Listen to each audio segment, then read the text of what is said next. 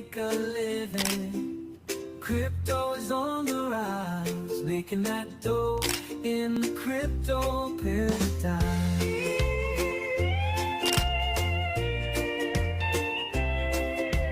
Watching it go, buying low, selling high. Riding the wave, I'm here to stay, living in the digital age. No banks, no fees, just decentralized. It's crypto paradise. Ooh.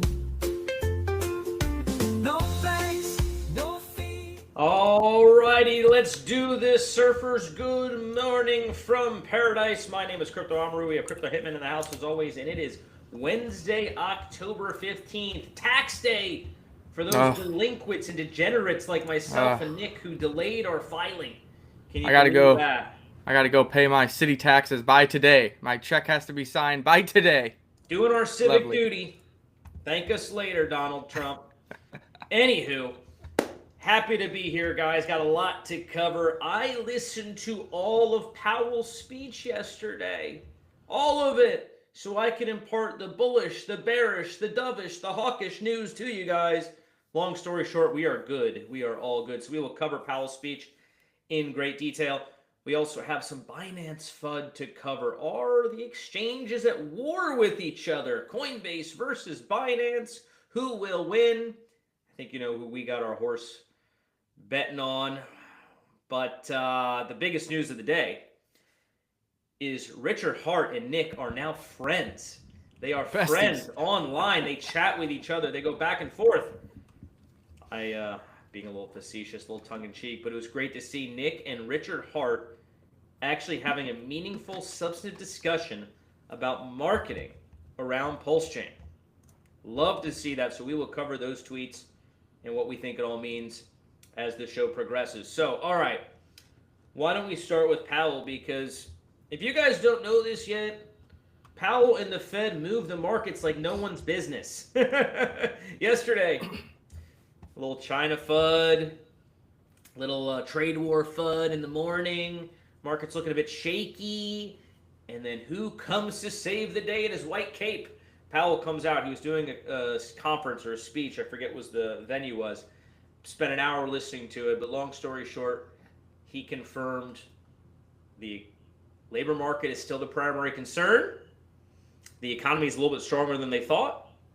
And that they are ending, slowly but surely, their quantitative tightening in the form of what they do with treasuries and mortgage-backed securities. We'll get to what all that means in a bit, but very, very dovish, and the market responded accordingly. So, Nick, I don't know if you got a chance to listen to Powell, if you care what he has to say, but I sat there and I was loving every bit of it.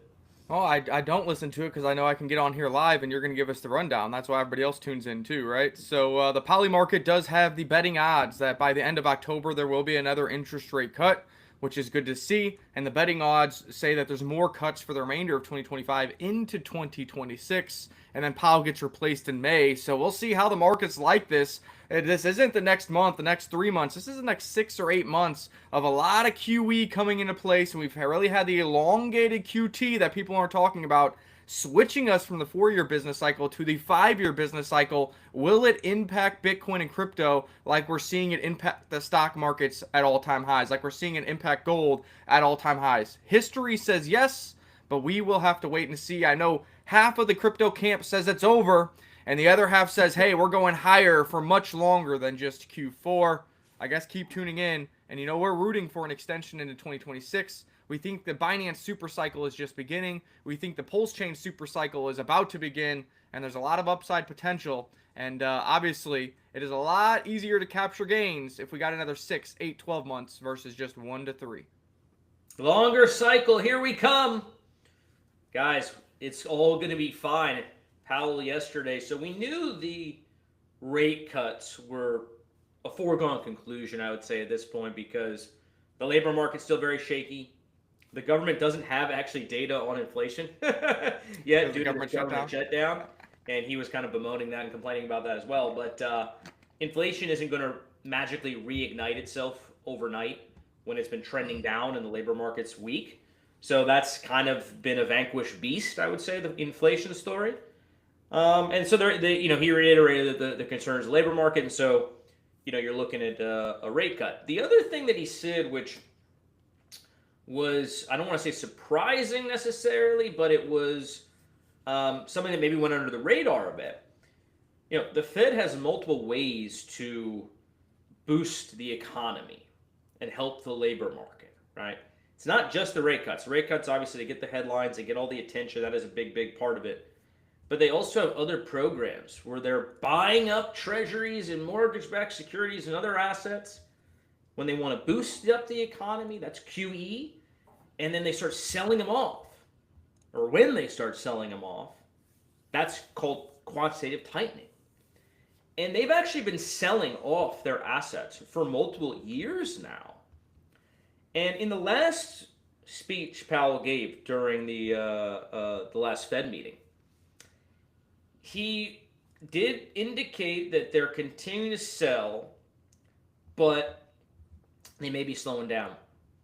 Yesterday's meeting, he sort of doubled down on that, and I think went a little bit more aggressive in suggesting that they're almost done selling everything, and they're at an equilibrium now, as they say, with their assets. And so that basically, again, signaled the end of QT, quantitative tightening.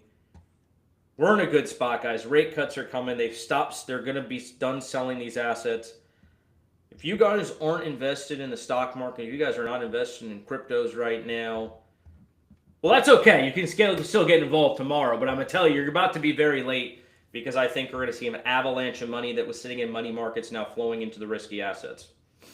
And NASDAQ here keeps fighting off the dips and is up 0.71%, just below the all-time high. Now, remember, even in a bearish case, we've been talking about this being an A down, and then you will have a B up, which we're getting today, and potentially a C down back to maybe this 23 to 24,000 level. You'd be in between this yellow moving average, this yellow line, and these previous highs here. So could this go lower again? Sure, but is it a substantial drop? Not really. A couple percent drop on NASDAQ maybe spooks the rest of the market, and that will be another YOLO opportunity to get some life-changing gains and get back into the markets.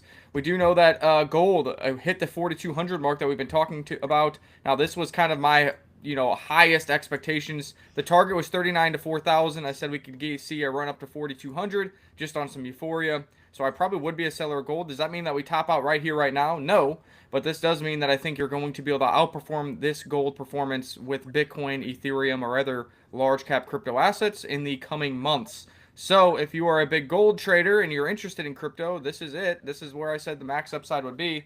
This is where I think the rotation should happen. Also, if you're just in traditional markets, well, what do you know? You have institutional exposure to Bitcoin and Ethereum, meaning, yes, you can sell your gold in your stock portfolio and either buy a Bitcoin spot ETF, an Ethereum spot ETF, maybe one of the strategic reserve companies that we really like, MicroStrategy, Sharplink Gaming, Bitminer, whatever it is. And I think you're going to outperform any remaining run that gold has. The other top indicator for me here is Peter Schiff is on his high horse, making his rounds, doing interviews, and saying that gold is mooning while Bitcoin is getting lapped by gold. But if you look at time frames, and we looked at that yesterday, Bitcoin really on any time frame, 1 year or longer, is absolutely smashing gold. So usually when Peter Schiff starts doing the victory lap and dancing on the grave of Bitcoin, that's a good rotation signal for gold to Bitcoin. And in our opinion, we think that the rotation should be happening to ETH, as we do see ETH outperforming Bitcoin for the remainder of this cycle.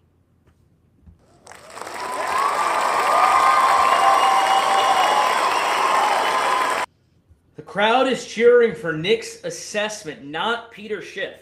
Just to be clear, they're not cheering for Peter Schiff, who's an imbecile, in my view, and has misled his followers for years and years. Not to say that gold is some horrible asset that you never touch, but if you look at Bitcoin's performance, I mean, it crushes gold over any meaningful time frame, the last 6 months notwithstanding. So, we're in a good spot, guys.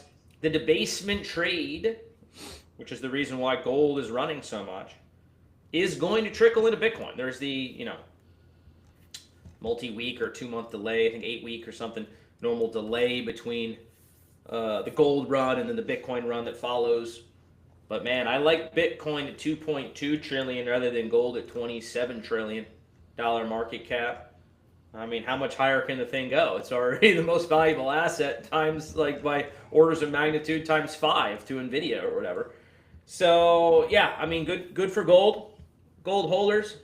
Maybe it's time to rummage through the wife's jewelry cabinet and grab some of those gold earrings and gold chain she doesn't wear, sell it at the pawn shop, and buy some Bitcoin with it. So what do you want to talk about next? You want to talk about the Binance FUD, or you want to talk about Richard Hart getting back in the game? Do you want to talk about Binance Supercycle or Pulse Chain Supercycle next? What do you want to do? Well, I do want as many people to hear about the story of Hitman and Richard Hart. So we need to wait till the end of the stream for more people to join up. So let's cover the Binance FUD, which you mentioned to me this morning before we jumped on. I had not seen it on my timeline.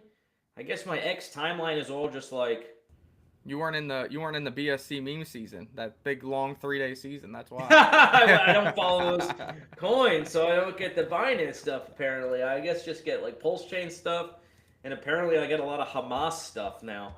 It tends to be in the news.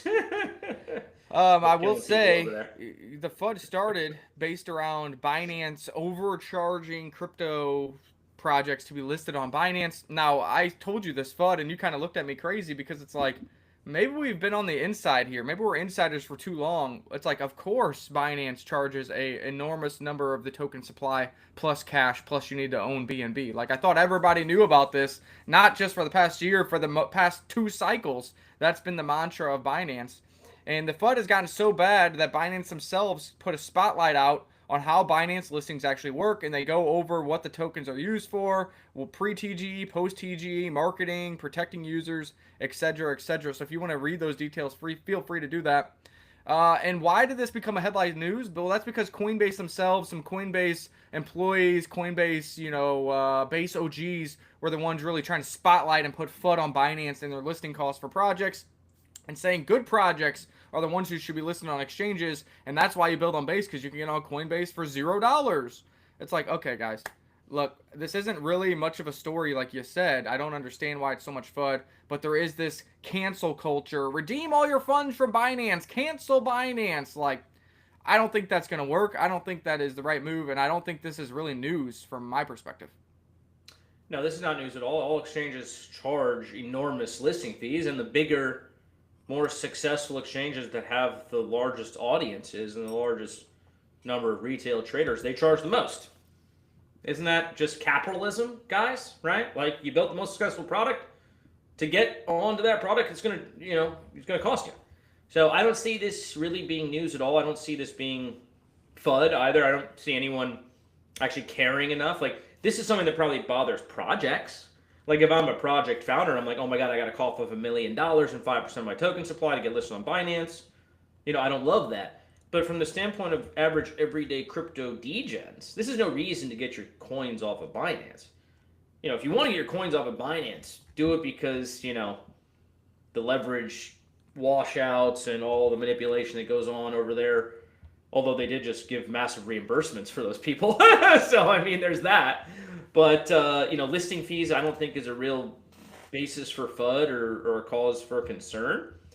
If Base wants to turn their shit around, they should take a page out of the Binance playbook and not cause FUD, but do what they can to pump the markets. Inject a couple billion into Base Chain, right?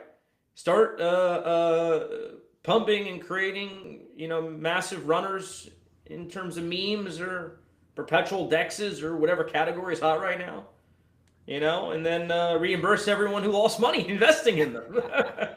That's the move. So I don't know what Coinbase is doing. I don't, Binance to me is going to be fine. Stay away from leverage, guys. That's it. I mean, that's to me the biggest takeaway. But this FUD is weak.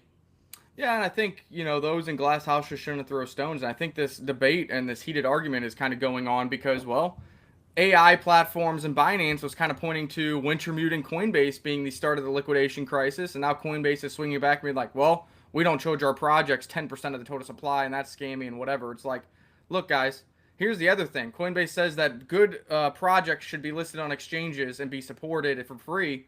Well, Coinbase still does not support BSC Network. Coinbase still does not have BNB listings. BNB is the third largest asset in the entire world, one of the most revenue producing products in the entire world, and one of the most heavily used networks in the entire world. So they check off all three boxes, and Coinbase still does not support it. And what's going to be hilarious is the Binance airdrop is going to be coming soon, and we've been talking about this, how this could spur base season, and I do believe that will be the case. You know, one of the first people that are going to list that airdrop token?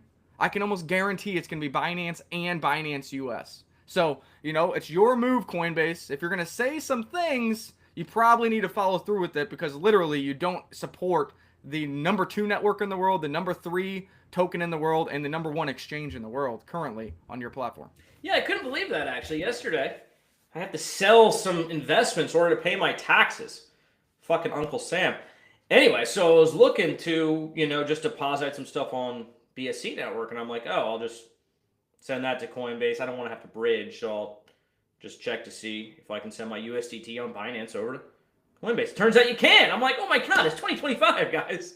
Like, I get your competitors. I get it. Like, you know, but you can be competitors and still list each other's assets. You can make money, Coinbase, off the fees that would be generated from, you know, BNB listings and BNB, just have like a few basic assets. Just BNB coin, USDT on BNB, and then maybe a handful of other like big BNB plays. That's all you gotta do, right? Yep. And USDC. That's the other thing. Binance Smart Chain does integrate with USDC, which is Coinbase's stablecoin. You know, so it's like one of the biggest networks. They support your stablecoin. So why wouldn't you support USDT, USDC, and BNB? I don't know. I've been hoping for a while, because there is a lot of people who come to crypto, and when they find it through Crypto Paradise or through Learn Crypto, I'm like, hey, you need to get on BSC network. You need to get on Pulse Chain. And right now, my major onboarding tool, because we're US based, is Coinbase, and Coinbase does not support Pulse Chain or BSC. So it makes my life a lot harder to onboard retail market participants into the market Coinbase, trying to get you more clients, trying to get you more retail investors, get them to onboard dirty fiat into your platform, but then you don't support the 2 networks that I'm trying to get them on at the end of the day. So figure that out, Coinbase. Brian Armstrong, if you want Base to succeed, do Base Chain airdrop, inject some capital into Base Chain, support those who are also winning in this ecosystem, because there's a lot of community members that will probably use your products in your chain if they have an easy way to onboard into it. And right now you're kind of gatekeeping that. I think Brian and company will start heavily marketing and quote pumping the chain and so on around the time they do that base airdrop. I don't think they're going to do nothing. But yeah, it's frustrating to see, you know, no BNB integration, no Pulse Chain integration. Makes our lives a little bit more difficult, but hey, such is the life. We're still early, guys. We're still early. This is sort of a reminder that, you know, a bit of a Wild West out here. Silly rivalries, you know, FUD on X. You don't see this happening on Wall Street, do you? You know, so we're still early, and the industry has a long way to go from a maturity standpoint. So yeah, we're good. We are all good. I want to first, before we get to the Pulse Chain news, say good morning to our loyal listeners. Good morning, Meek Chapo. How you doing, man? Thank you for joining in. Hopefully others are listening and watching in as well. It's been a great show thus far. All right, so our final story before we get to some miscellaneous topics. You know, we know Richard Hart's back. At least he's back tweeting. He hasn't started live streaming. We'll get to that in a bit, but he's been back. He's been tweeting. He's been antagonizing. He's been fudding people. I mean, he's definitely out there. But Nick took it upon himself to engage a little bit. Engage with the man himself on X yesterday. Maybe you can pull that up, Nick, and we can go through the back and forth you had with the man himself, Richard Hart. Yeah, so Richard Hart is definitely back in a big way, and he doesn't give a fuck about alt season. He gives a fuck about our season. So when does alt season come? We keep saying Ethereum needs to give above $5,000 for altcoins to really catch a bid.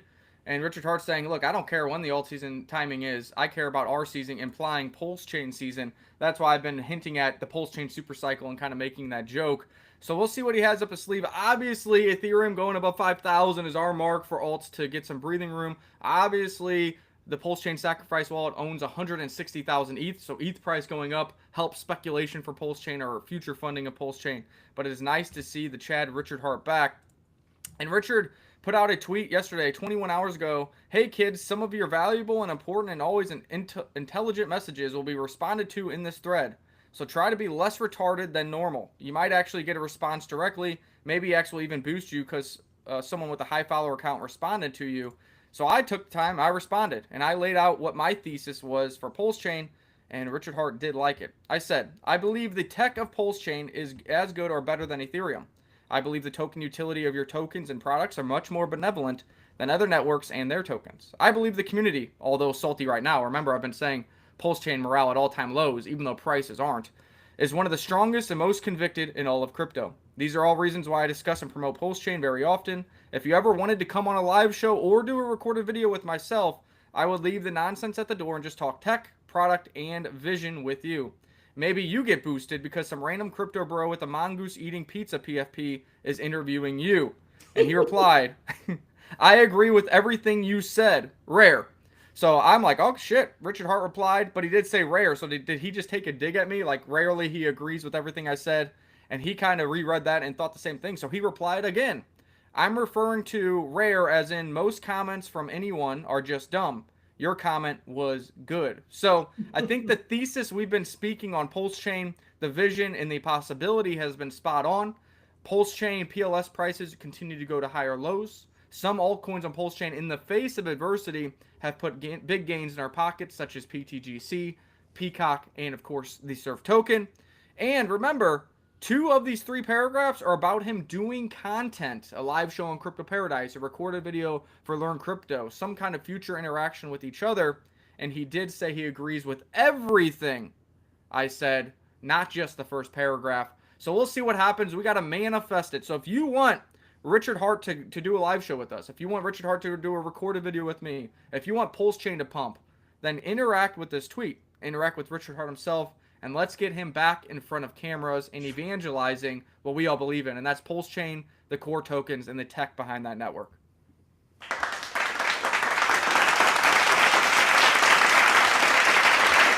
Amen. Amen, brother. Love the interaction. So great to see Richard Hart out there. You know, he's talking shit to a lot of people, but I mean, what I've come to realize about Richard Hart is that he's not really a bullshit artist. He just kind of tells it how it is. So if he doesn't like what you have to say, he will not hold back. But if he likes what you have to say, he'll say something nice. So it's I think it's kind of a transparent, honest way about, you know, interacting on X, which I think is a breath of fresh air.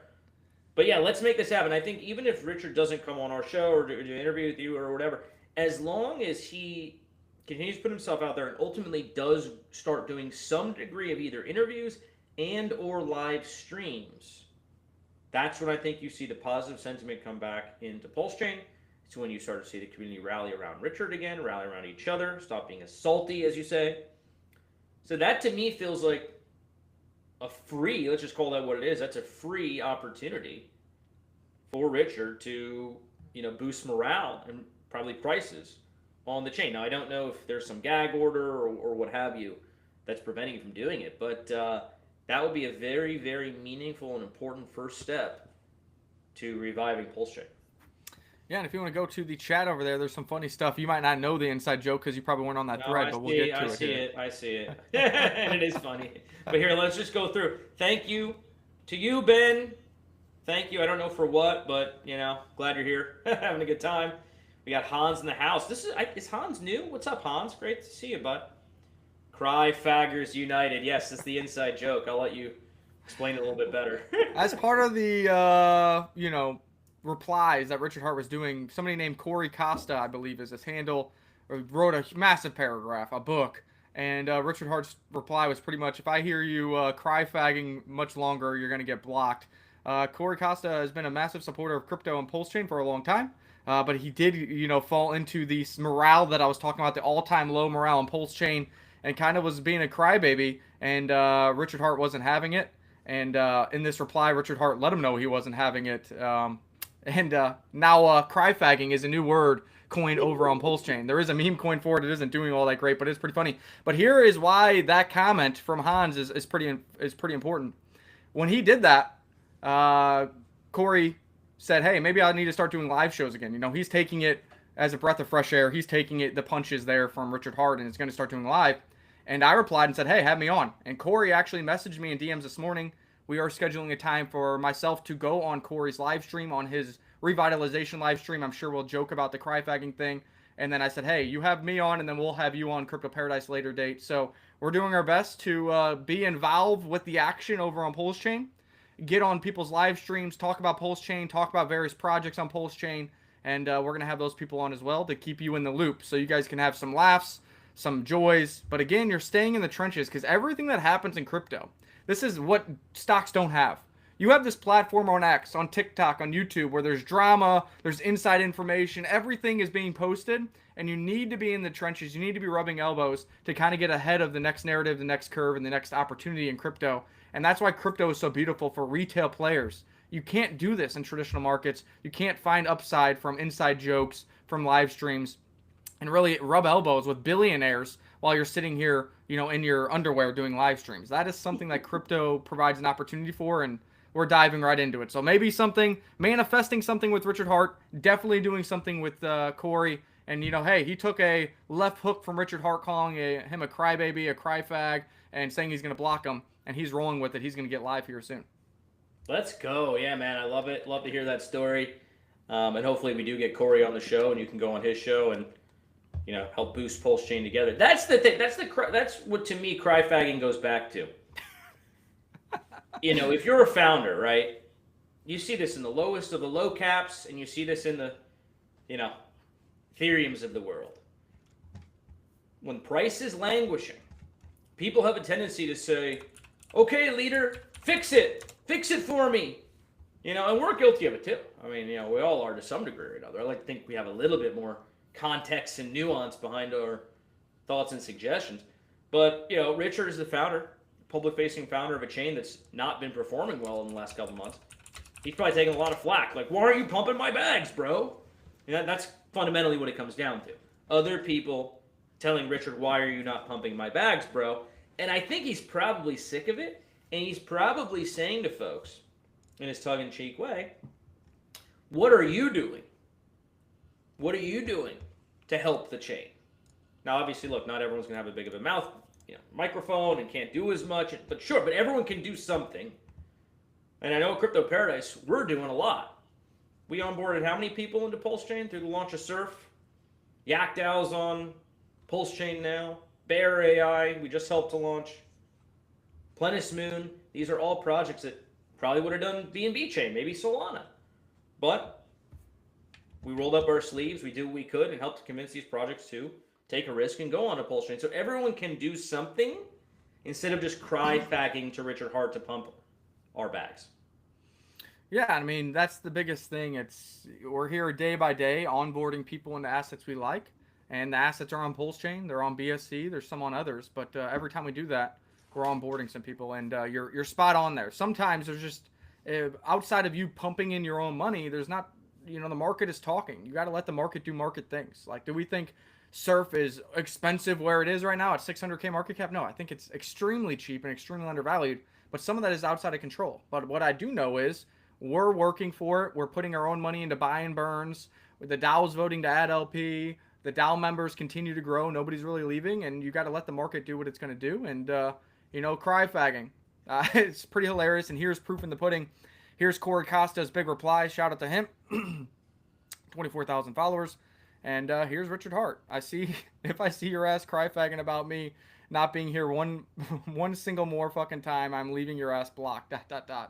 And, that is Richard Hart in his own Richard Hart way. Yeah. And I guess now Corey can't complain about that because Richard Hart literally spent, I think it was like 5 hours in doing multiple threads within a thread, just replying to anybody who had any semblance of a educated question or comment over there on his tweet yesterday.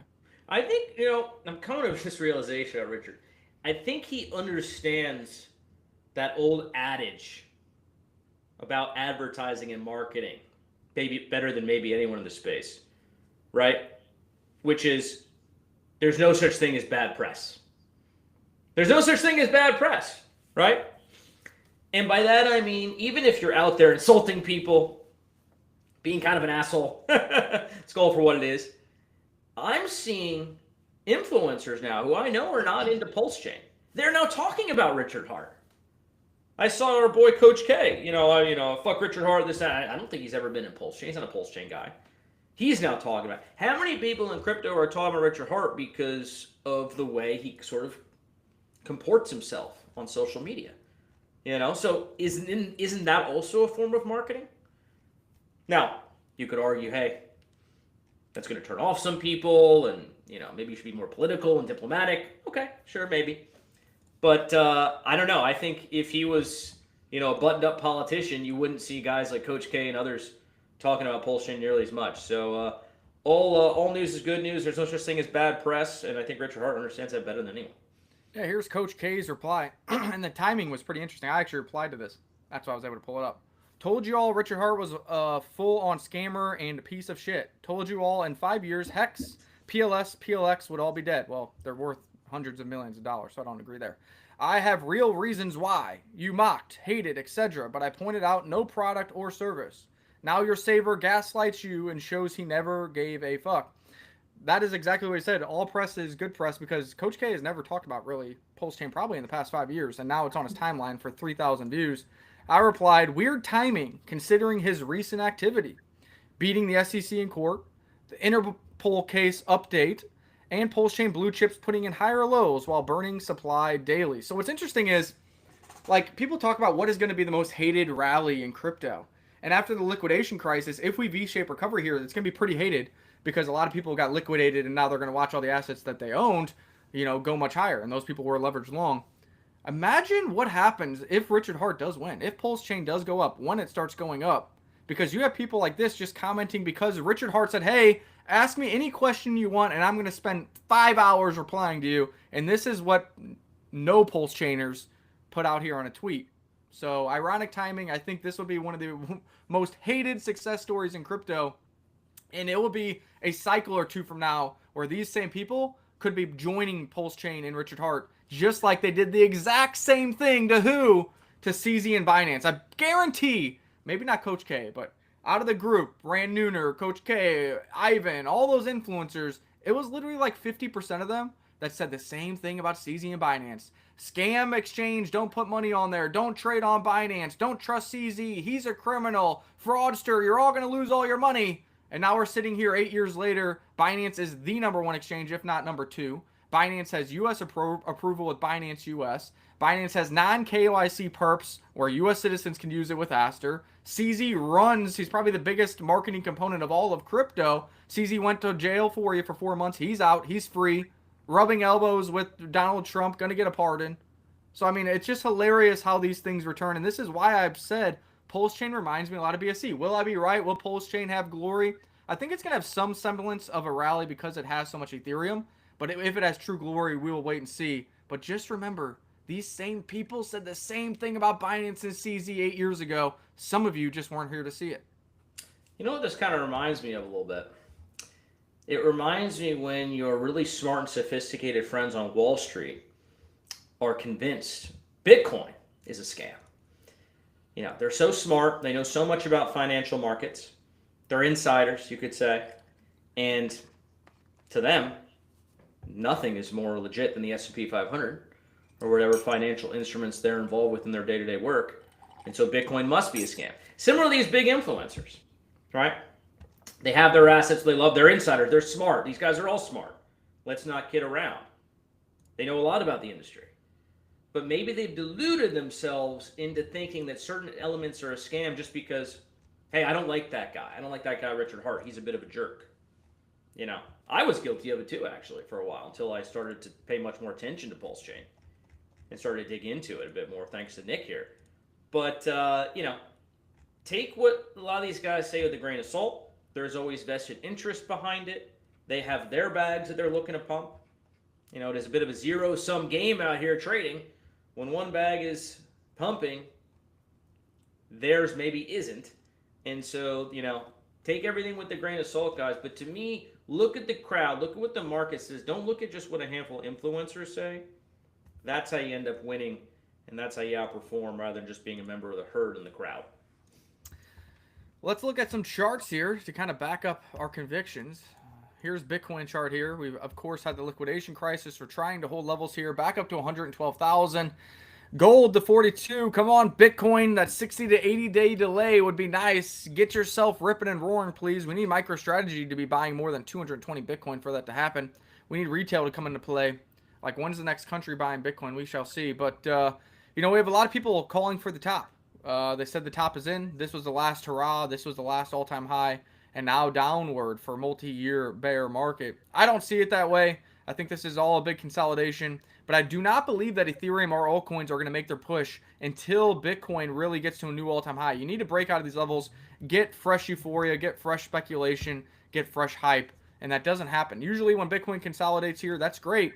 But remember, this consolidation has already done all it's going to do for Ethereum and altcoins.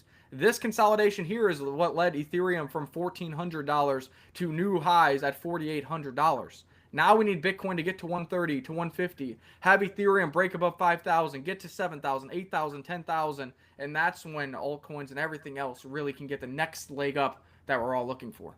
What are your thoughts? You're absolutely right, and there are numerous catalysts coming down the pipe here that I believe will cause that to happen, that will cause Bitcoin to break above its previous all-time high and hit that 130, 140, 150K level. Obviously, we talk a lot about the Fed. We know they're cutting rates in October. We know they're slowing their QT, moving into neutral, and who knows, maybe they start buying assets again. Wouldn't that be great? The other big story, and maybe you can pull it up. Maybe it's gone a bit under the radar, I think, but Donald Trump a few weeks ago issued that order saying that Americans can invest through their 401k into crypto and crypto-related assets. A few days ago, the Republicans, I believe in the House, put forth an actual resolution to codify that into a proper law, which would again formally allow U.S. investors to invest through their 401ks into crypto. Does this get passed into law? I think there's a very, very good chance. Remember, Republicans control both the House, the Senate, and the White House. Right? There is a clear path to getting this legislation passed. I'm sure Democrats will be up in arms against it because they hate when people make money, they hate financial freedom, and they hate, of course, anything Donald Trump does, including ending wars in the Middle East. Where the hell have the liberals been congratulating him on that? But I digress. That is big, big news. If this law gets passed, we are talking about trillions and trillions and trillions of dollars. And even if 1% of the trillions that Americans have in their 401ks and put in every 2 weeks more, even if 1%, we're talking something about $500 billion of fresh capital coming into crypto, and not just coming in to buy real quick, sell a week later because they're traders. That's not how 401k investors operate. 401k investors are trained, hold this asset for 30 years. So this is huge news. This is huge news, guys. And if it gets passed into law, which I believe it will some point at the end of this year or early next, we're looking at another massive, massive catalyst for crypto. Yeah, I think what's the biggest thing here, like you said, is the codifying of this is because it actually makes it be a little more permanent. Like, it won't be as easy to reverse in 3 years from now if Democrats somehow get back power. Well, that's a whole nother discussion, but that would be why this is very important. And we've been talking about this since 2017, saying, hey, institutions will come into Bitcoin, and just like they say you need 1 to 5% of your portfolio in precious metals like gold, they're going to start saying that for Bitcoin. We're starting to see that with the Bitcoin Spot ETF, with the Ethereum Spot ETF, and these strategic reserves. And now if it opens up the door for 401ks and for private equity firms, I don't think people understand how much cash, capital, dirty fiat is out there around the world. I know we don't have it. I know you probably listening don't have it. You're not a billionaire, 100 millionaire, trillionaire. But there's trillions of dollars of assets, all of which, your grandfather might have in the 401k market. And if only, like you said, 0.5%, 1%, 3% of that starts allocating to Bitcoin, Ethereum, and other crypto assets, that is huge for a market in which we are in because of why? Because of scarce digital assets that either have deflationed or programmed inflation rates that are viewable on blockchain and in the code. And when that happens and you have an influx of capital, the supply and demand curve drives prices higher. That is why Bitcoin is $100,000. That is why Ethereum is $4,000. That is why BNB is outperforming everything and is $1,200, because there is finite supply, programmed inflation, or even deflation on these assets. And when other people are buying, believing, holding, and learning, the price can only go one way. Huge. Huge, as Hans would say, and Donald Trump would say as well. I just want to zoom out and remind you guys the sort of the macro story that's happening and unfolding before our very eyes. Let's rewind 10, 12 years ago. Crypto was the province of drug users, a lot of my friends buying drugs on the Silk Road, whatever the case may be, had some early Bitcoin. That was like the cyberpunks and sort of the avant-garde thinkers and people really ahead of their time. Very niche period for crypto. And then finally, early adopters started to come in 2017, 2016, once Coinbase launched, right? It was easier for folks like Nick and I to finally, get involved. People who came from every more traditional backgrounds. We were still early adopters. Let's just be honest about it. We're now in a phase where Wall Street's finally realized, hey, this asset class isn't going anywhere. We're getting our grubby little hands on it. We're setting everything up, getting these ETFs in place, getting the infrastructure in place. We're lobbying the politicians now to put laws on the books which will allow everyday Americans and the trillions of dollars that they hold in their retirement accounts to flood into this asset class and make us Wall Street fat cats rich. That is the story of crypto over the past 12 years or so, guys. So we haven't gotten to that final phase yet. We're still in the phase of Wall Street getting ingratiated, laying the plumbing, laying the architecture, shilling it. I see the CEO of BlackRock going on CNBC every day, literally shilling our bags, right? Why are they doing it? He ain't doing it for fun. He's doing it for money. So get in with the Wall Street fat cats now. Hopefully you got in before. But if you're not in, at least get in now, because an avalanche of normie money is going to pour into this asset class. Wall Street and the politicians are making it happen.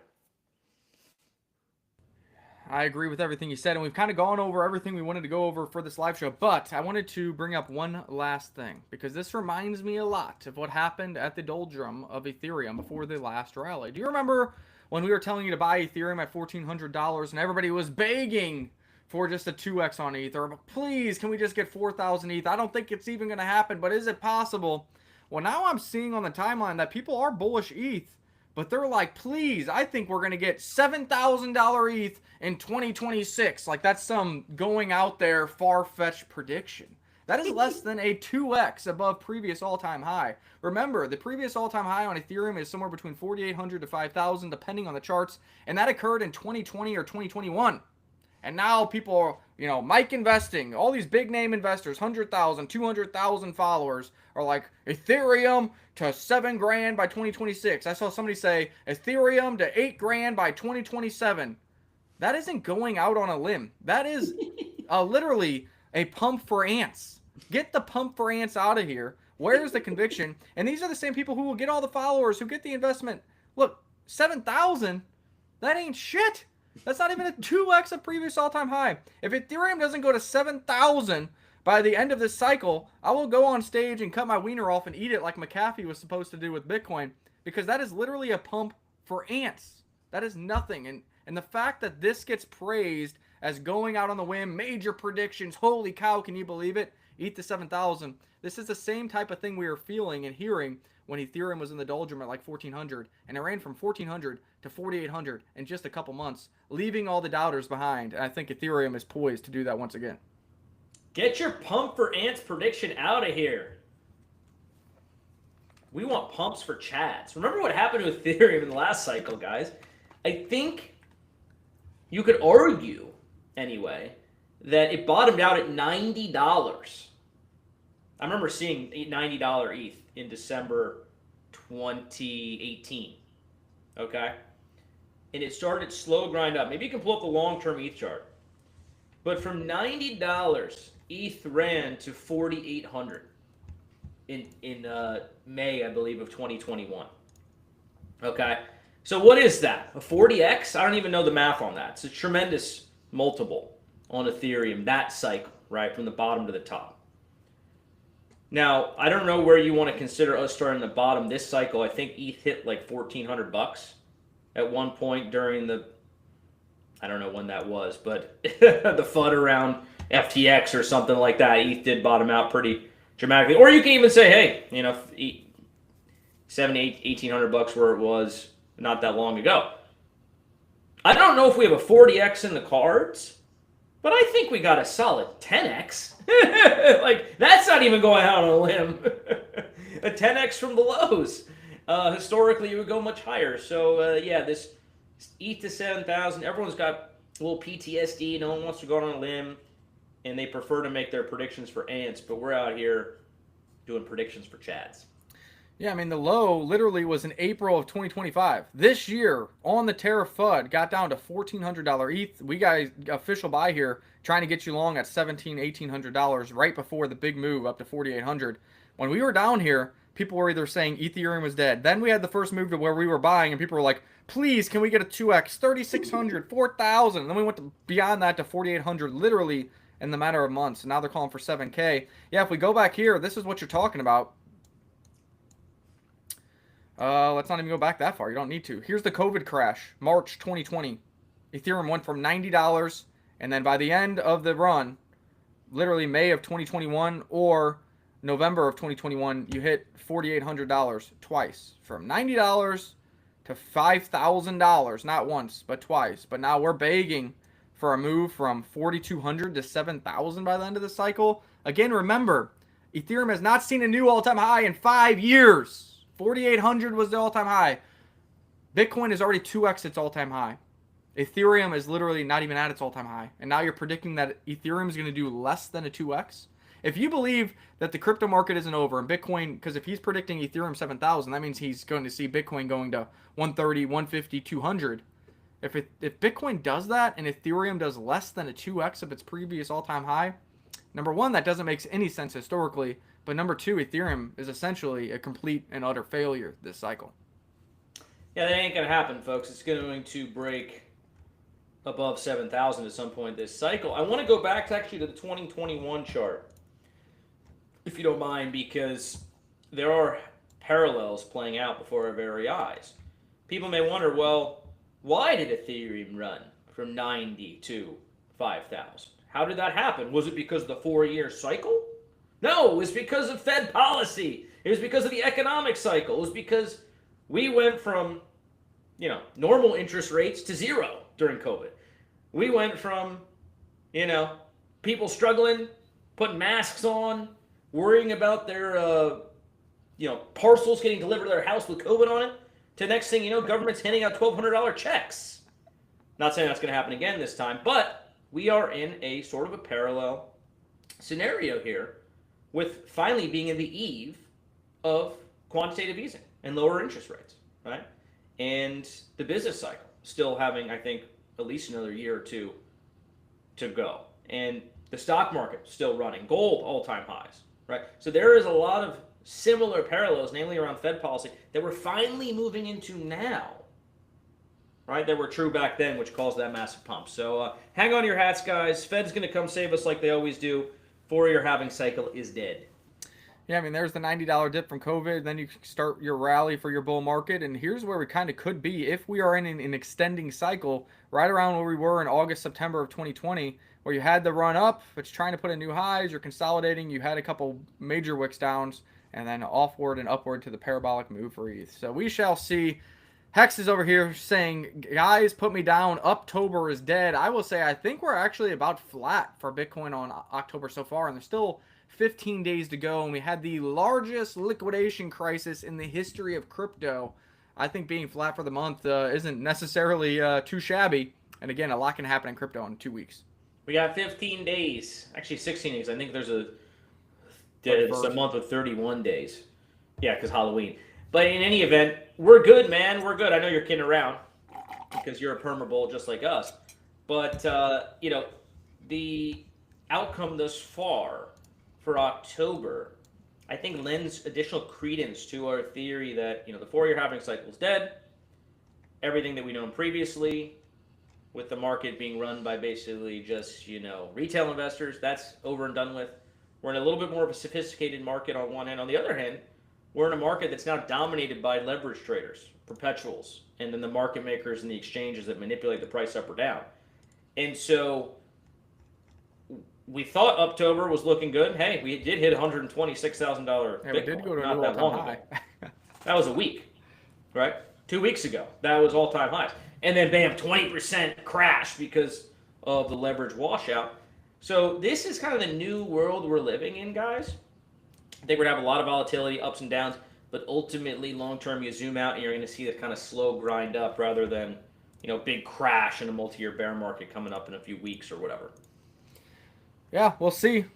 50% of people think we're right, 50% of people think we're wrong, so we'll see it play out. Again, if stocks weren't at all-time highs, if gold wasn't at all-time highs, if M2 money supply wasn't at all-time highs, if QE wasn't starting, I would say, hey, maybe the 4-year cycle is here. Maybe October's it, the 1,048 days or whatever, but it's just really hard to believe.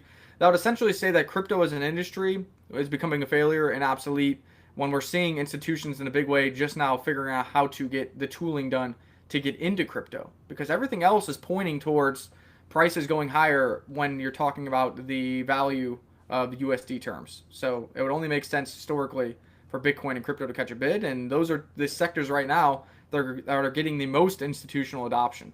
So that's why I have to believe we are going higher. The other thing that doesn't make sense about this notion that we may have a big crash, or we already had the crash and we're entering a multi-year bear market. I mean, if you look at the previous cycles, what preceded the crash each and every time? You had the melt up, you had the parabolic move, you had the 3 months or however long it was of Bitcoin putting in 10% gains every other day. We haven't seen that. We haven't seen the parabolic move. So how are you going to have a crash without a parabolic phase? Like, it doesn't make sense. It just doesn't make sense, guys. So look, we could be wrong. We're not Nostradamus out here, although Nick's nickname is Nickstradamus. So take that for what it is. I think we are going to be fine. And if it wasn't for the tax man, I wouldn't be selling any of my assets today. But sadly, I have to sell some investments to pay my taxes. You hear that, Uncle Sam? Doing right by you guys. Funding the military. Funding you losers who have to be on the government dole. Selling my ETH at $4,000 for you guys. Thank me later. On its way to 22,000. Fucking hell. No. Pay your taxes, guys. Pay your taxes. Keep your government happy. Keep them out of your life. Go pay your taxes. If you have a 9-to-5 job, pay your taxes. If you have investments. But we can complain about it. We can say it's too much. But hey, I know you're up there in, East Coast. Maybe you're getting a little screwed more than I am. I'm in the Midwest, so at least my taxes are on the lower end for the United States. I'm not in California and having to give over my firstborn son. Well, the Fed payment is the most. The state payment is relatively small for me anyway. I don't know. I got an accountant. She figured all it out. What kills up here are the property taxes, okay? If anyone lives on the East Coast, California actually doesn't have this problem because they got rid of property taxes years ago. But we have enormous property taxes where I live. But hey, my kids are getting a good education. So, I don't mind that too bad. I feel like I'm getting something back. See, I don't mind taxes as long as I feel like I'm getting something back. What has the federal government done for me lately? Well, nothing. The federal government pumped your Bitcoin bags. You can argue. Exactly. I'm happy about Donald Trump. Don't get me wrong. You only have the crypto to sell for profits because of the Fed. That's what they'll say. Yeah, I'm much happier paying the feds after Donald Trump has pumped my bags versus, Biden in trying to kill our industry. So there is that. So, anywho, guys, great stuff today. We'll be back tomorrow. Some more news, insights, and some fun banter as always. And until then, y'all, we'll see you on the beach.